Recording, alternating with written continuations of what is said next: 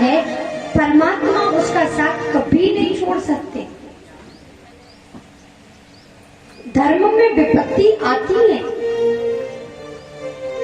एक सत्यदेव नाम के ब्राह्मण थे। सत्यदेव जब ब्रह्म मुहूर्त में जागे तो उन्होंने देखा एक स्त्री जिसके चारों तरफ तेज फैल रहा है और बहुत सुंदर है और वो बाहर निकल के जा रही है। सत्यदेव ने पूछा, हे देवी, आप कौन हो? वो स्त्री कहती है, मेरा नाम लक्ष्मी है और सत्यदेव, अब मैं तुम्हारे घर से जा रही हूँ, यहाँ रहना नहीं चाहती। सत्यदेव ने कहा, देवी, जैसा आप चाहो, अर्थात उसे जाने दिया। लक्ष्मी जी के जाने के बाद में एक और पुरुष निकल के आया। बड़ा ही तेज था। उसके चेहरे पर पूछा, तुम कौन हो? उस दिव्य पुरुष ने कहा, मेरा नाम दान है। क्योंकि जब लक्ष्मी नहीं रही तो तुम दान कैसे करोगे, कहां से करोगे? इसीलिए मैं भी लक्ष्मी के साथ साथ जा रहा हूं। सत्यदेव ने दान को भी जाने दिया। तीसरा पुरुष बाहर निकल के आया। सत्यदेव ने पूछा, तुम्हारा क्या नाम है, तुम कौन हो? तीसरे व्यक्ति ने कहा, मेरा नाम यश है। क्योंकि जब लक्ष्मी नहीं तो दान कैसे होगा, और जब दान नहीं करोगे तो तुम्हारा नाम कैसे होगा, तुम्हारा यश कैसे फैलेगा? इसीलिए मैं भी उन्हीं के साथ जा रहा हूं। दान को भी जाने दिया, यश को भी जाने दिया। चौथा पुरुष बाहर निकल के आया। उसका नाम है सदाचार। उसने कहा, जब लक्ष्मी नहीं, दान नहीं, यश नहीं, सदाचार कैसे रह सकता है? चारों को सत्यदेव ने जाने दिया। कहते हैं पांचवा पुरुष बाहर आया। सत्यदेव ने पूछा, आपका क्या नाम है, आप कौन हो? तो सत्य ने कहा, मेरा नाम धर्म है, मेरा नाम सत्य है। जहाँ लक्ष्मी नहीं, दान नहीं, यश नहीं, सदाचार नहीं, तो धर्म कैसे रह सकता है? धर्म भी जाना है, धर्म भी वही रहेगा।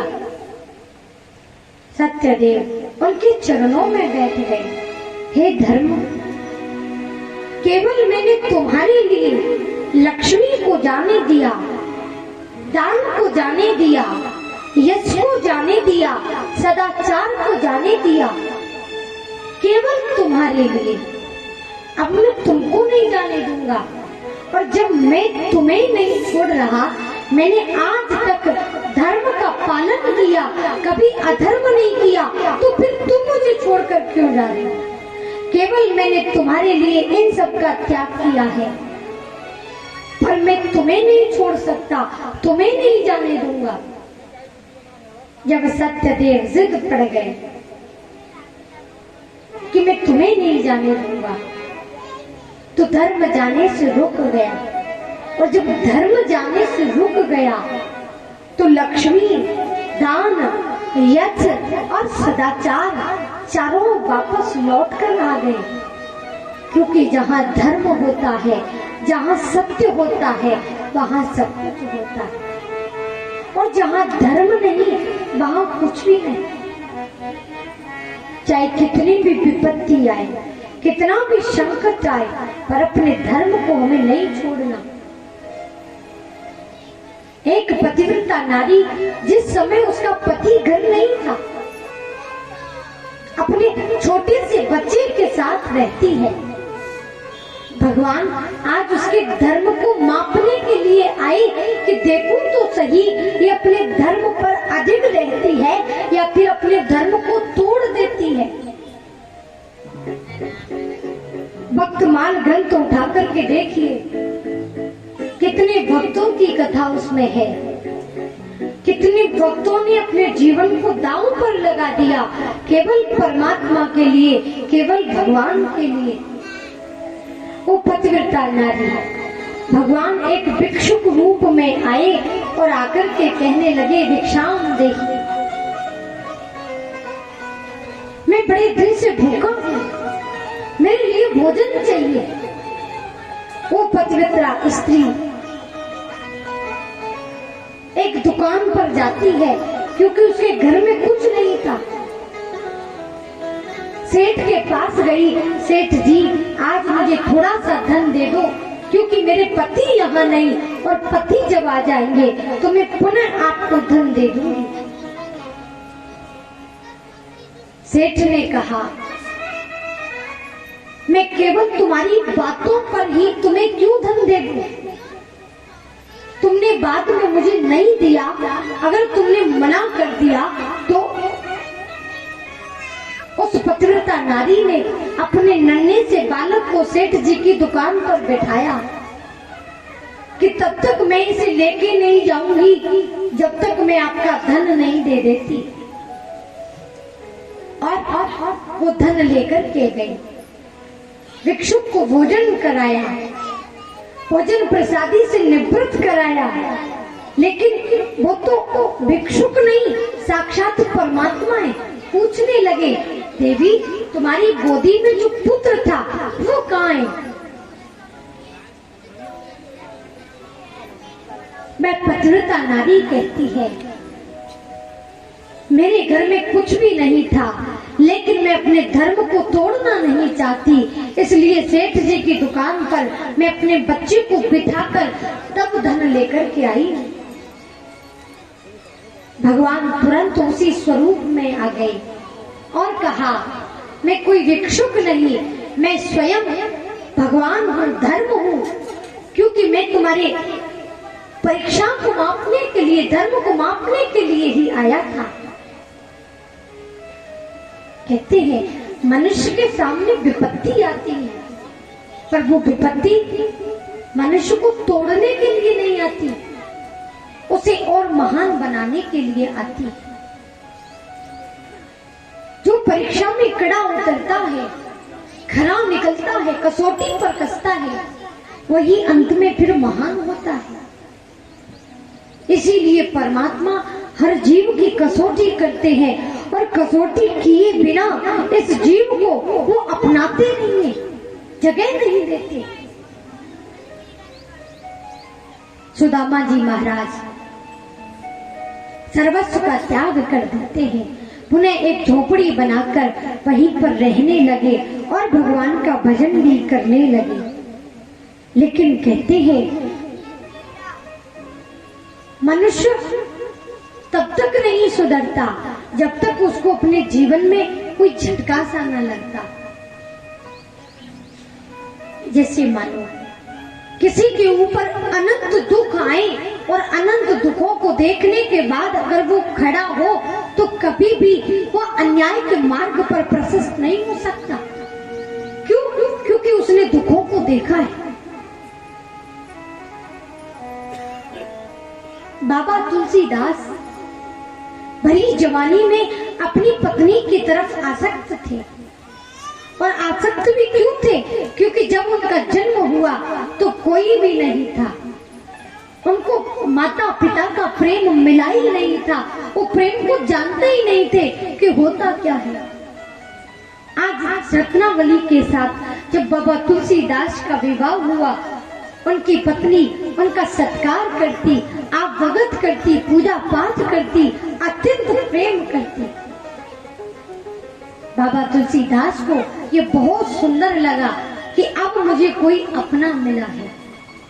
कहीं भी अपनी पत्नी को छोड़कर नहीं जाते थे, हर समय आंखों के समक्ष रखते, कभी आंखों से ओझल नहीं होने देते। लेकिन एक दिन किसी कारणवश किसी भक्त के यहाँ ठाकुर जी की कथा हेतु बाबा तुलसीदास को जाना पड़ा। पीछे से उसकी पत्नी, बाबा तुलसीदास जी की पत्नी अपनी मायके में चली गई। बाबा तुलसीदास काफी रात में लौट कर आए और अपनी पत्नी को ना पाकर सोचने लगे कि कहाँ गई। फिर सोचा कोई और जगह नहीं, वो वहीं गई होगी। सीधे ससुराल की तरफ चल दिए। आधी रात का समय था, मूसलाधार वर्षा हो रही थी। नदी में एक मुर्दा बहता हुआ जा रहा था। उस मुर्दे के ऊपर बैठकर बाबा तुलसीदास अपनी ससुराल में पहुंच गए। ससुराल में पहुंचे तो ससुराल के फाटक बंद थे, द्वार बंद थे। वो महलों में कैसे प्रवेश करे? देखा छत का जो पनारा होता है जिसमें से पानी बहता रहता है, उस पाइप में एक सर्प लटक रहा था। बाबा तुलसीदास ने सोचा, मेरी पत्नी मुझे अत्यंत प्रेम करती है, इसीलिए मेरे लिए रस्सी लटका के छोड़ी है। बाबा तुलसीदास को वो सांप भी रस्सी नजर आ रहा है और उसकी पूंछ पकड़कर छत पर चढ़ गए और अपनी पत्नी के पास पहुंचे। पत्नी ने सोचा, आधी रात के समय रास्ते में नदी बह रही है, द्वार भी बंद है, तो मेरे पति मेरे आवास में कैसे आए? जब पत्नी ने पता किया, उसे पता चला एक मुर्दे पर बैठकर आए, एक सर्प की पूंछ पकड़कर मेरे आवास में आए। रत्नावली ने आज उलाहना दे दिया कि स्वामी, हाड़ मास की देह ममता पर इतनी प्रीत, त्रिशुयाधि जो राम प्रति, तो आवस मिटई भवभीत। हे स्वामी, जितना प्रेम आज तुमने हाड़ मांस और विष्टावरी देह पर किया है, इसमें से आधा प्रेम भी अगर भगवान के लिए होता तो आपका कल्याण हो गया होता, आपका उद्धार हो गया होता। इस शरीर में ऐसा है ही क्या? केवल हाड़ मांस और खून की नलियां हैं। कहते ना, हलवाई अनेक तरह के पदार्थों की मिठाई बना देते हैं, लेकिन उसके ऊपर चांदी का वर्क लगा दिया जाए तो वही मिठाई सबसे ज्यादा महंगी लगती है, वही सबसे ज्यादा सुंदर दिखाई देती है। क्यों? क्योंकि उस पर चांदी का वर्क लगा। परंतु कहते हैं, लगे हैं वर्क चांदी के, गोबर की मिठाई है। जैसे सड़े गले पदार्थों की मिठाई बनाकर चांदी का वर्क लगा दिया जाए तो वही मिठाई सबसे अच्छी दिखाई देती है। वैसे ही ये शरीर है, इस शरीर में भी कुछ नहीं है, केवल हाड़ मांस और खून की नलियां हैं। मल और मूत्र से भरा हुआ ये शरीर है। इस शरीर में ऐसा है ही क्या जिसके लिए तुम आधी रात पर दौड़े चले आए? इसमें से आधा प्रेम भी अगर भगवान के लिए होता तो आज आपका कल्याण हो गया होता। बाबा तुलसीदास जी के लिए जब ये शब्द कहे, कटु वचन कहे, उसी समय बाबा तुलसीदास जी को वैराग्य हो गया और उन्हीं बाबा तुलसीदास ने ये रामायण लिख दी, जो आज हर मनुष्य के लिए शिक्षा देती है, हर मनुष्य को मर्यादा सिखाती है। रामायण का एक एक पात्र